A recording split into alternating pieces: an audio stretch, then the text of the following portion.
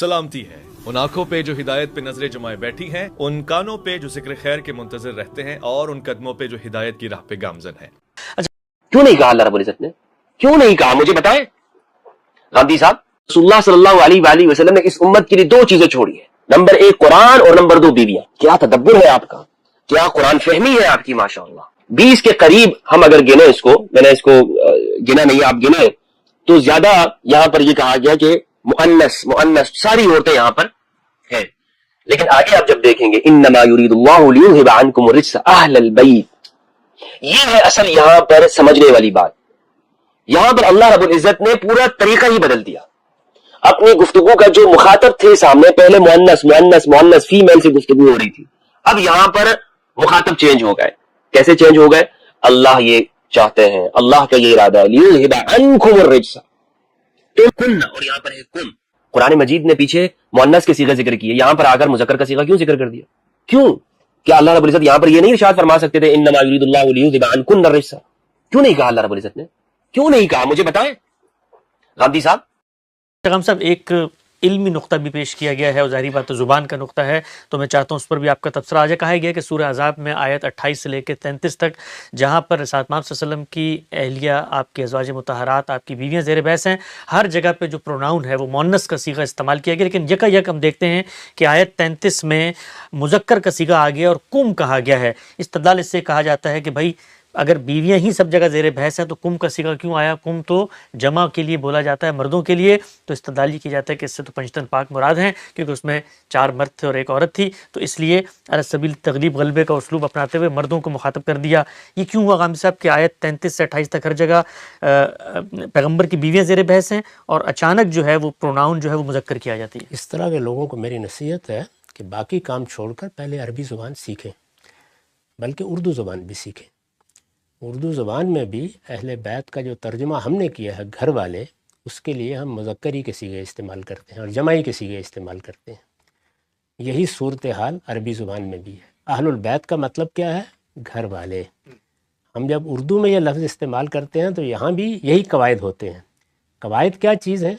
ये इस तरह मंतकी तरीके से नहीं होते। अहले ज़ुबान क्या बोलते हैं, उनका उर्फ़ इस्तेमाल क्या है। मुझे अगर मिसाल के तौर पर आपसे बात करनी है, मैंने आपको बुलाया है, आप तशरीफ़ लाए हैं किसी दावत में, तो मैं ये कहता हूँ घर वाले नहीं आए, यानी आपकी बीवी के बारे में बात कर रहा हूँ। तो अगर मुझे तन्हा जिक्र करना हो तो मैं ये कहूँगा आपकी अहलिया नहीं आई, यानी वहाँ अल्फाज बदल लूँगा। तो जहाँ अज़वाज मुतहरात का जिक्र आएगा वहाँ सीगे उनके लिहाज से आएंगे।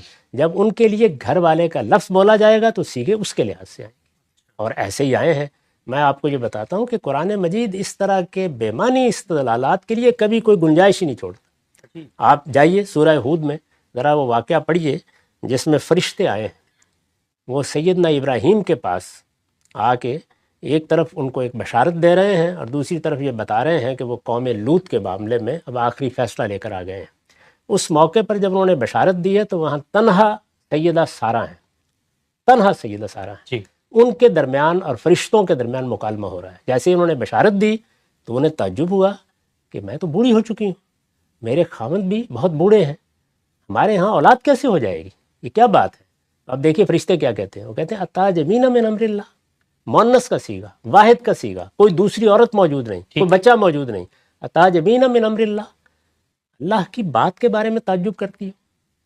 यानी एक खातून को खिताब करके कहा है। उसके बाद आगे क्या है, रहमतुल्लाह व बरकातुहू अलैकुम अहलल बैत, घर वालों तुम पर अल्लाह की रहमतें और बरकतें हों, इन्नहु हमीदुम मजीद। औलाद भी नहीं हो, या देखिए ना औलाद है ना कोई है, सीगा भी जमा का है और मुज़क्कर का। सुभान अल्लाह जी। अच्छा, अरबी ज़ुबान का उसलूब ही यही है। ऐसे मौक़ों पर जमा के सीगे इस्तेमाल होते हैं, जैसे ही अहले बैत का लफ्ज़ आएगा, और मुज़क्कर के सीगे इस्तेमाल होते हैं। ये ज़ुबान है, नुत्क़ है, मंतिक नहीं है। इसके कवायद, ज़वाबित, इसके असालीब, इसमें इस्तेमाल के क्या तरीके हैं, इन लोगों को कुछ वक्त उनको पढ़ने में सर्फ करना चाहिए। तो बिल्कुल वाज़ेह हो गया। अच्छा, हम सब एक चीज़ और भी सामने आती है, वो ये कि जिस वक्त हम कोई हदीस बताते हैं और आपसे पूछते हैं कि जी असल रिवायत क्या है, आपका नुक्ता नज़र उस पर क्या है, اور بھی مختلف روایات آتی ہیں جن کے اندر بعض ایسے الفاظ ہیں وَلَن يَتَفَرَّقَا حَتَّى يَرِدَ عَلَى الْحَوْضِ فَانظُرُوا كَيْفَ فِيهِمَا، کہا گیا ہے کہ وہاں پر تو یتفرقا دونوں کے بارے میں کہا گیا ہے کہ قرآن اور اہل بیت دونوں سے جدا نہ ہونا، فیہما دونوں کی بات کی جا رہی ہے۔ تو یہ بھی ذرا بیان کیجئے گا کہ احادیث کو سمجھنے کا جو طریقہ ہے، احادیث باب پر نظر ہوتی ہے، اصل روایت کو دیکھا جاتا ہے، بنیادی کتب میں کب سب سے پہلے بات کیسے آئی ہے، اس سب چیزوں کو دیکھا جاتا ہے، اور سب سے بڑھ کے کہ قرآن کی روشنی میں روایت کو سمجھا جائے گا۔ اگر روایت میں جس طرح حدیث ثقلین میں نے آپ کے سامنے پڑھ کے سنائی، صحیح مسلم کی جو روایت آپ نے اصل کے طور پہ پیش کی ہے، اس میں الفاظ نہ بھی ہوتے اور ساتھ صلی اللہ علیہ وسلم کی نسبت سے یہ آ جاتے کہ جی دو ذمہ داریاں چھوڑ رہا ہوں، دونوں سے دین اخذ کرنا ہے، تب بھی ہم اس کو قرآن کی روشنی میں دیکھتے چاہے جائے کہ کوئی ایک روایت ہمارے سامنے پیش کیجیے۔ میں نے اپنی کتاب میزان میں ایک پورا باب لکھا ہے فہم حدیث کے کیا اصول ہیں۔ ظاہر ہے لوگ باتیں بیان کر رہے ہیں، لوگ جو کچھ بیان کر رہے ہیں وہ مختلف ذرائع سے ہم تک پہنچ رہا ہے۔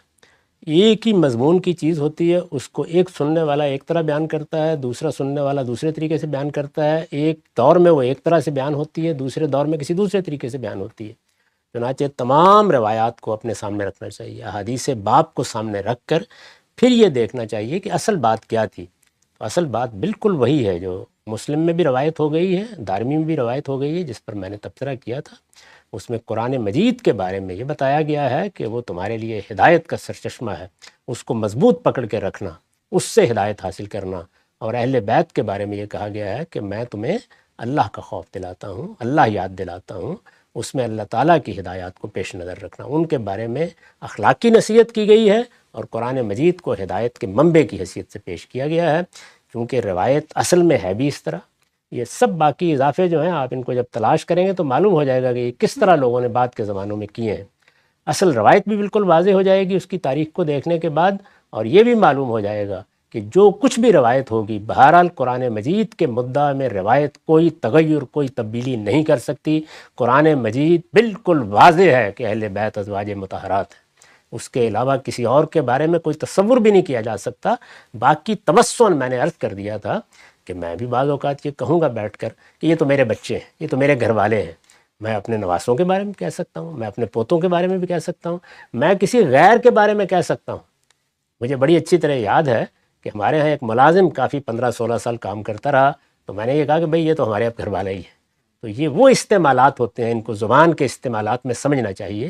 اس لحاظ سے رسول اللہ نے اگر کسی موقع پر یہ فرمایا کہ سلمان منا اہل بیت، کہ سلمان تو گویا ہمارے گھر والا ہی ہے، تو یہ اس محبت کے انداز میں کہا جاتا ہے۔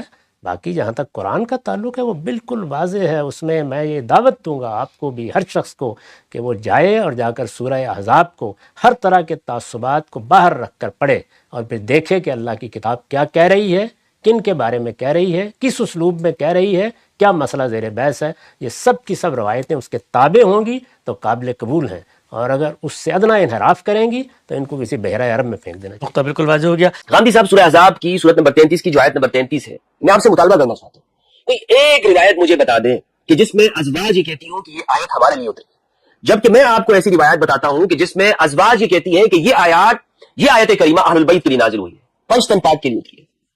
آپ کی فہم معتبر ہے یا ازواج کی فہم معتبر؟ ازواج تو کہتی ہیں یہ ہمارے لیے نہیں ہے۔ اچھا، یہ جس وقت کہا جاتا ہے کہ جی آیت تطہیر سورہ احزاب میں جس پس منظر میں نازل ہوئی، الفاظ بتا رہے ہیں پکار کے کہ ازواج مطہرات زیر بحث ہیں، کہا جاتا ہے کہ آپ ہمیں کوئی روایت لا کے دکھائیں جس میں ازواج مطہرات ہی کہہ رہی ہوں کہ آیت ہمارے بارے میں ہے، تب ہم آپ کی بات مان لیں گے۔ وہ تو حدیث قصہ، اگرچہ اس پر ہم بہت تفصیلی الگ ویڈیو میں گفتگو کر چکے ہیں، اس کو لوگ وہاں سن سکتے ہیں کہ ازواج مطہرات تو آیت تطہیر کو ان بچوں سے متعلق قرار دے رہی ہیں۔ تو گاندھی صاحب جس آیت تطہیر کو ازواج مطہرات کی طرف لوٹا رہے ہیں وہ تو کوئی روایت نہیں اس میں کہہ رہی ہوں کہ جی یہ تو ہمارے لیے نازل ہوئی ہے۔ میں اس کو قرآن کی بارگاہ میں جسارت سمجھتا ہوں۔ کیوں جاؤں میں؟ قرآن مجید عربی مبین میں نازل ہوا ہے، اس کا لفظ واضح ہے، اس کا سیاق و سباق بالکل واضح ہے۔ میں سورہ کو پڑھنے کے بعد کسی اور جانب نگاہ کیوں اٹھاؤں گا؟ وہ قبول کریں تو پھر ہم کہیں قرآن نے، اس کا کوئی سوال ہی نہیں، اس کا کوئی تصور بھی نہیں کیا جا سکتا۔ کوئی بات آئے گی اس کو بھی قرآن کے الفاظ، قرآن کا سیاق، قرآن کا سباق قبول کرے گا، وہ قابل قبول ہوگی۔ کوئی چیز قرآن سے باہر سے آ کر قرآن پر اثر انداز نہیں ہو سکتی۔